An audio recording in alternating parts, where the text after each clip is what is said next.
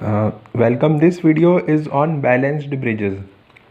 So we have to find the equivalent resistance between A and B. This is figure A, this is figure B.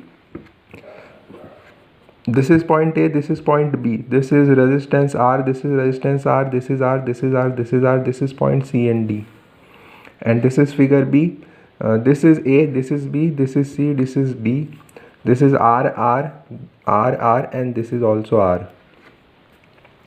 So please notice that the position of point A and B is different in both the figures A and B. Here A and B are located here, A and B are located here. So this is very important because the value of equivalent resistance is highly dependent on the position from where we are calculating it.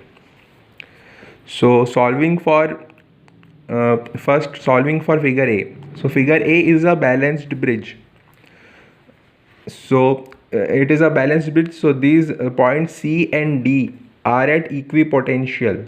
This is a balanced bridge. So there will be no current through this resistance R, which means that the point C and D are equipotential points. So this figure can be redrawn as this. So removing this resistance between C and D. So this is R, this is R, this is R, and this is R. So these two R will be in series and these two R will be in series and they will be in parallel with each other. So the equivalent resistance will be 2R in parallel with 2R, which will be equal to R. Now coming to figure B.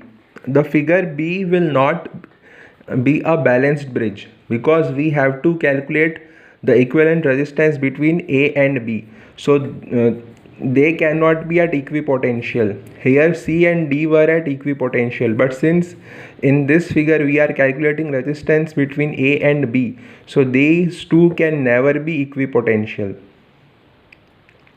So when we redraw this figure, then what we get is we get these two resistances in series, these two resistances in series, and they will be in parallel with this R resistance. So it will be 2R in parallel with R in parallel with 2R. So we can redraw this figure as like this: 2R in parallel with R in parallel with 2R. So the equivalent resistance will be 2R in parallel with 2R in parallel with R, which is equal to 0.5 R. This is the answer. So the most important concept of the balanced bridge is that if the points can be at equipotential, then only we can remove the resistance, because in this case the points C and D were equipotential points. Here we have to calculate resistance between A and B, so these two cannot be at equipotential, so we cannot remove this resistance. Thank you.